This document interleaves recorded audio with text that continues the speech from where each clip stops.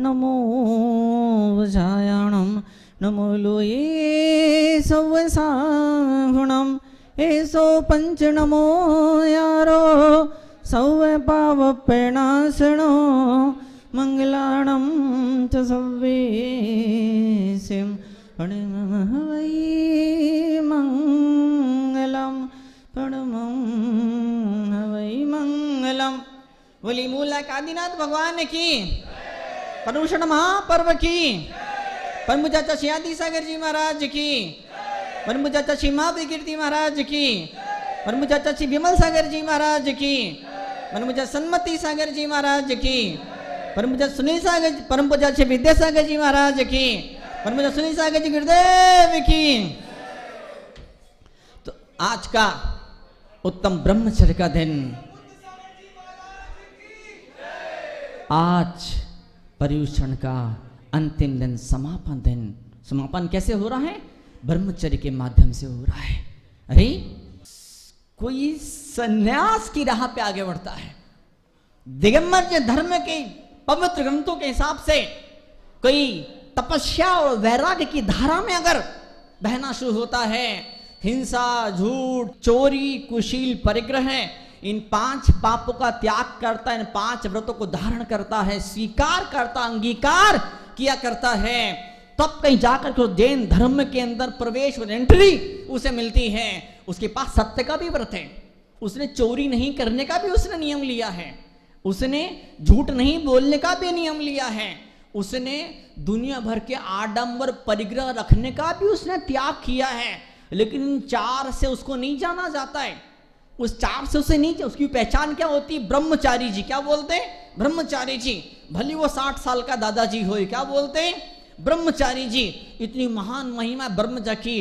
पर्युषण पर वो जा रहा है, तो जाते आते जब कोई दादाजी धरती से विदा होते हैं, जब कोई दादा दादी बिल्कुल स्वर्ग की तरफ रवाना होते हैं, तो वो जाते जाते क्या करते हैं? अपनी तिजोरी की चाबी, अपने सारे हीरे सोने जो छुपा छुपा के दबा दबा के रखे थे, अंतिम समय में अपना सारा सामान, बेशकीमती हीरे सोना चांदी अपने बेटे पुत्र को, परिवार को देकर के जाते हैं। ऐसे पर्युषण पर्व जा रहा है, तो जाते थे पर्युषण पर्व एक बहुत बड़ा तोहफा देकर के जा रहा। उस तोहफे का नाम क्या है?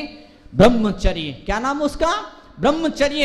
ऐसा महान तोहफा हमको मिल रहा है। मुझे बहुत अच्छे से मुझे याद है, जब पहली बार जब मैंने सुना था मुनि तरुणाचार्य जी महाराज को, नियम तो था, नियम जैसा नियम था, लेकिन सीपल बैठ करके कसम खा के कोई नियम नहीं था। मैं नहीं जानता था कि मुनि क्या होते, कैसे नियम लिया जाता है।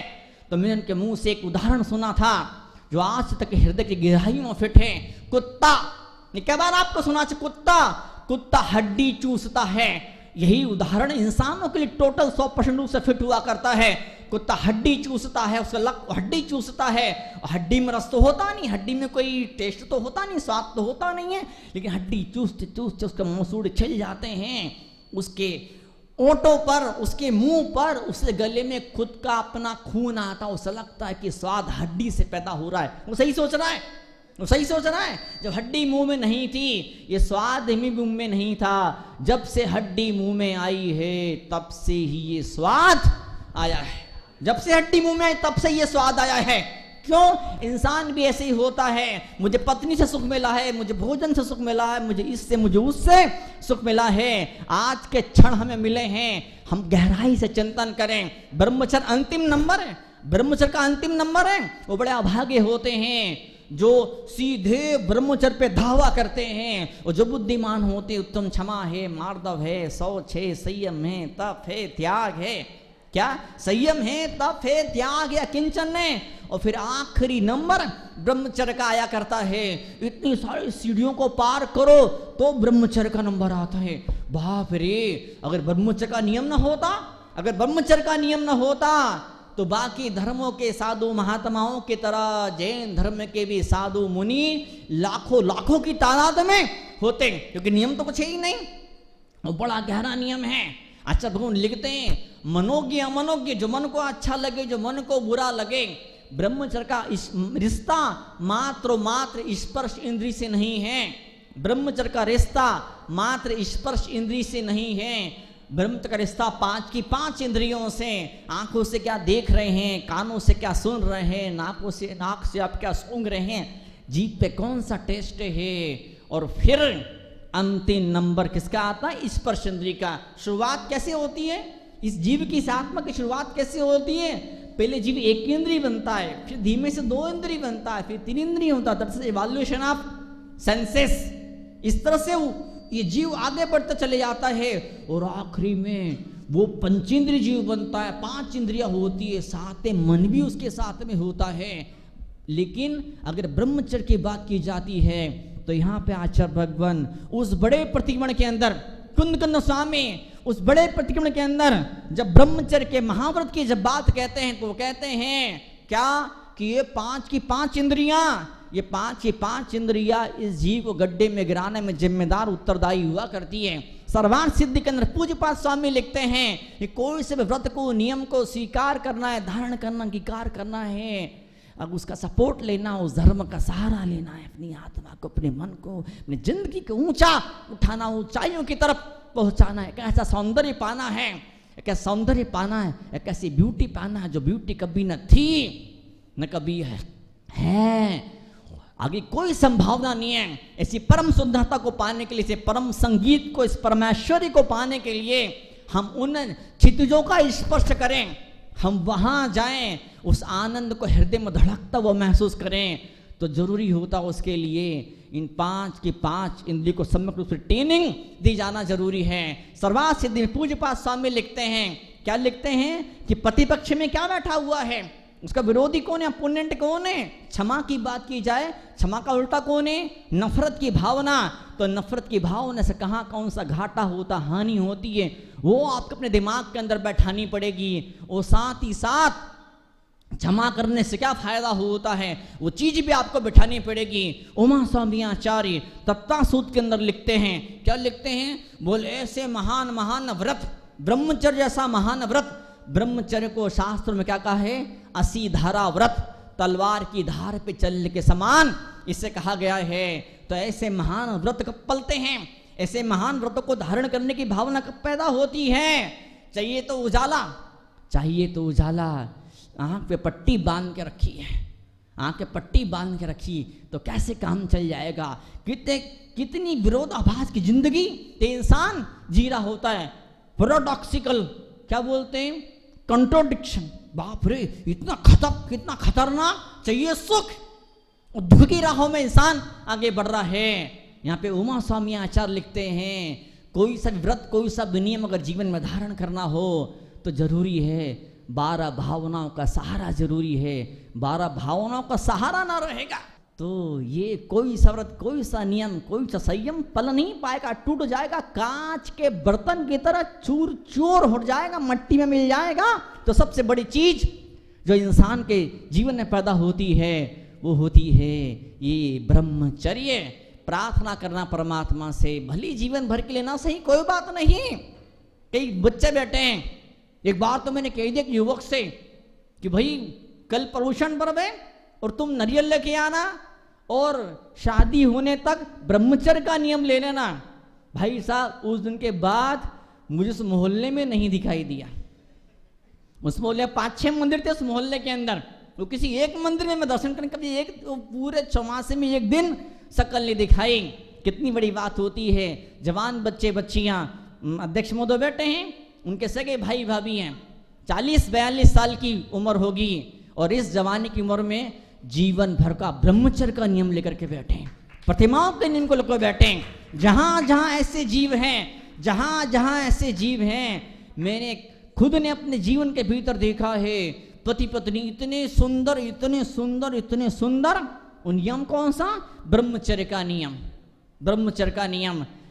पूजा पाठ के अंदर आप पढ़ते हैं, दशलक्ष्मी पूजा में आप पढ़ते हैं, जिस तरह से कौआ किसी मरे मुर्दे के मांस को नोच नोच के खाता है, ऐसे ही कोई इंसान अपनी पत्नी के या पत्नी के शरीर को जब भोगता है, उसे कौवे की उपमा दी, कौवे जिस तरह से मांस को नोच नोच से खाता है, ऐसा वह इंसान जिसे अपने भीतर का रस न मिला, जिसे खबर न मिली जिसे किसी ने बोला नहीं, सुना नहीं, जिसने कभी अनुभव नहीं किया, भीतर कितना रस, कितना आनंद होता है। एक ऐसा ही इंसान होता है जो इंसान कुशील की राह पे आगे बढ़ जाता है।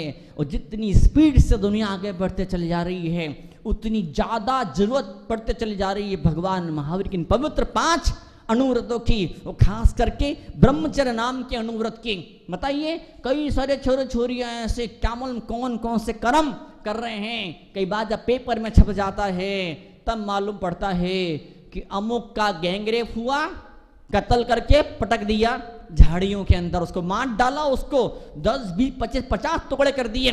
कैसी भोग, कैसी वासनाएं हुआ करती है। इन हम सब पैदा क्यों हुए हैं बताइए? जितनी धरती पर सृष्टि दिखाई दे रही है, जितने लोग दिखाई दे रहे हैं, क्यों पैदा हुए? निश्चित रूप से हमारा जन्म वासना से हुआ है। हम कब सबका जन्म वासना से हुआ है। लेकिन जिंदगी भर उसी में उलझ के रह जाओगे तो बात नहीं आगे बढ़ेगी। मनोवैज्ञानिक कहते हैं आपने किसी को वासना वाला समझा है, आपने किसी को क्रोधी और किसी को लोभी समझा है, तो सावधान हो जाना। संभव है वो चीज, वो घटना आपके दिल की दुनिया में घट रही हो, संभव घटना आपके दिल की दुनिया में घट रही हो। जो लोग होते हैं, जो जगह होती है, जो चीजें होती है, दैट्स लाइक सफेद पर्दा। वो लोग और चीजें सफेद पर्दे की तरह होती है और आपका अपना मन प्रोजेक्टर की तरह होता है। जिस तरह से किसी टॉकीज के अंदर जब फिल्म दिखाई जाती है, वहां पर पीछे प्रोजेक्टर होता है और बाहर सफेद पर्दा होता है। सफेद पर्दे पर क्या मालूम क्या क्या दिखाई देता है, लेकिन जो हो रहा होता है वो सफेद पर्दे पर नहीं हो रहा होता। जो घटना थी वो घट चुकी थी। वो पीछे छोटी सी मशीन है जिसे प्रोजेक्टर कहा जाता है। आपका मन प्रोजेक्टर हुआ करता है। आपका मन, your every time you're projecting everything. जो कुछ भी लोग जैसे दिखाई देते, लोगों में शांति दिखाई देती है, लोगों में प्रेम दिखाई देता है, लोगों में सदाचार और सद्भाव की भावना दिखाई देती है। तो भावना खुद की आपके भीतर है, इसलिए लोग आपको सदाचारी और धर्मात्मा दिखाई दे रहे हैं। और अगर किसी के अंदर कोई पाप और कोई दोष कोई अपराध दिखाई दे रहा है, वजह सिर्फ एक है, मेरी निगाहों में, मेरे दिल में वो चीज बैठ चुकी, इसलिए मुझे उसके उस अवगुण, उस दुर्गुण पर मेरी नजर पहुंचे, मेरी नजर जा रही है। तो आज का ब्रह्मचर्य का पवित्र दिन और पवित्र नियम, दिगंबर जैन परंपरा ही कैसी इकलौती परंपरा, दिगंबर जैनों की इकलौती परंपरा, जिस परंपरा के भीतर आज तक उन हजारों लाखों करोड़ों अरबों खरबों साल से, सनातन समय से आज तक मात्र ब्रह्मचारी को सन्यासी का पदवी और दर्जा दिया जाता है। बाकी धर्मों के अंदर कंसीडर ईसाई धर्म के अंदर पहले अविवाहित को ही पोप और पादरी बनने का अधिकार हुआ करता था। लेकिन समय जिस तरह से बीतता गया, फिर नियम में चेंज, बदलाव लाया गया कि नहीं भाई, जो शादीशुदा होते हैं वो भी पादरी बन सकते हैं, वो भी उपदेश दे सकते हैं। लेकिन आज भी इस दिगंबर जैन धर्म के अंदर ब्रह्मचारियों की पूजा होती है। वैष्णव परंपरा के अंदर भी कि शादीशुदा लोग भी साधु बन जाते हैं, सन्यासी बन जाते हैं, और ब्रह्मचारी दोनों को ही दर्जा दिया गया है। लेकिन इस पूरी धरती पर, पूरे ब्रह्मांड में मात्र एक जैन धर्म है। भगवान महावीर की पवित्र वाणी जिसमें कहा गया है, अगर सन्यासी बनना है तो ब्रह्मचर्य सबसे ज्यादा जरूरी है। जब ब्रह्मचर्य की घटाएं जब उमड़ के इस दिल की बदली पर जब बरसने लगती है, इस दिल की इस बगिया में जब बरसने लगती है, तो फिर ऐसा होता है विरोधी गुण भीतर प्रकट हो जाते हैं। कभी आपने देखा होगा जब बड़ी भारी भीड़ होती है, जब 50,000 लोग आए हैं, 1,00,000 2 लाख लोग आए हैं, कांग्रेस वाला नेता भी आ जाता है और बीजेपी वाला नेता भी आ जाता है और अमुक तमुक छोटी मोटी पार्टी के सारे नेता जो एक साथ खड़े हो जाते हैं चुनाव के अंदर। ये सारे नेता एक दूसरे को गालियां देते हैं, ये सारे नेता एक दूसरे को गालियां देते हैं। लेकिन जैसे ही 1,00,000 2 लाख की बड़ी भारी भीड़ होती है, ये सारे नेता कि साधु संतों के प्रवचनों के अंदर एक साथ लाइन से बैठ जाते हैं। क्यों बैठ जाते हैं? वो उन लाख लोगों ने इन नेताओं की उस गाली गलौज को मिटा दिया। भले आधे घंटे के लिए, भले 1 घंटे के लिए वो लाख लोग उन नेताओं की गाली गलौज को मिटा देते हैं और ये अनंत सिद्ध परमात्मा इस मन की अशांति को, राग द्वेष को मिटा दिया करते हैं। आज हम बैठे हैं ब्रह्मचर्य धर्म की साधना आराधना करने के लिए। और एक बात जो मैंने कई बार कही, कई मौकों पर मैंने कही कि जो बच्चे ने मान लिया गणित भयंकर मुश्किल है, गणित भयंकर कठिन है, या इंग्लिश, बाप रे इंग्लिश का नाम सुनता है फिर रात तक नींद उड़ जाती है। आपने कठिन जिस विषय को मान लेंगे वो विषय आपके लिए कठिन हो जाएगा।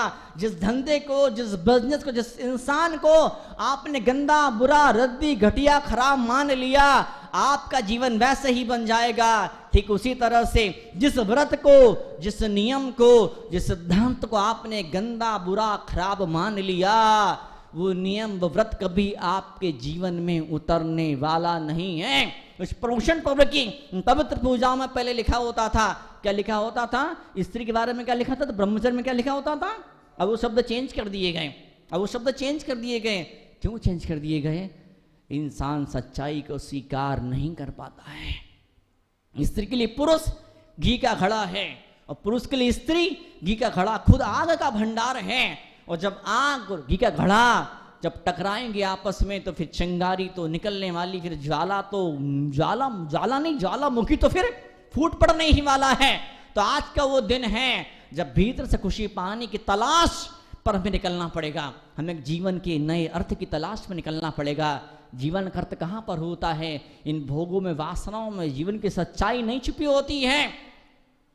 ब्रह्मचर्य का मतलब मात्र पति या पत्नी को स्पर्श करना, सुख भोगना नहीं, इतना नहीं है। ब्रह्मचर्य का मतलब मात्र इतना नहीं है कि किसी शरीर से सुख की इच्छा ना करना उसे ब्रह्मचर्य ना, उतना तो है। वो तो बाहर की दुनिया, बाहर की क्रिया है, वो तो होना जरूरी है। अगर किसी दीवार पर आपको मरम्मत करनी है, किसी दीवार पर आपको रंग रोगन करना है, कोई दीवार टूट सी रही है, आपको नया सीमेंट, नया प्लास्टर लगाना है, तो पहले क्या करते हैं? पहले बाहर के प्लास्टर को उखाड़ना पड़ता है, पहले बाहर के रंग पेंट को निकालना पड़ता है। और जब बाहर का रंग पेंट निकलता है तो फिर दीवार के भीतर सीमेंट भरी जाती, फिर सरिये, फिर उस बिल्डिंग को स्थायित्व, मजबूती दी जाती है। तो ऐसे ही बाहर की दुनिया में इतना सारा जोड़ जोड़ कर रखा है, इतना सारा इकट्ठा करके रखा है। तो धीमे धीमे जब आसक्ति के मुंह के तार धीमे धीमे जब कटते हैं, जब छूटते हैं, जब टूटते हैं, तो अपने आप हर व्रत, हर नियम सहज रूप से प्रकट हो जाता है।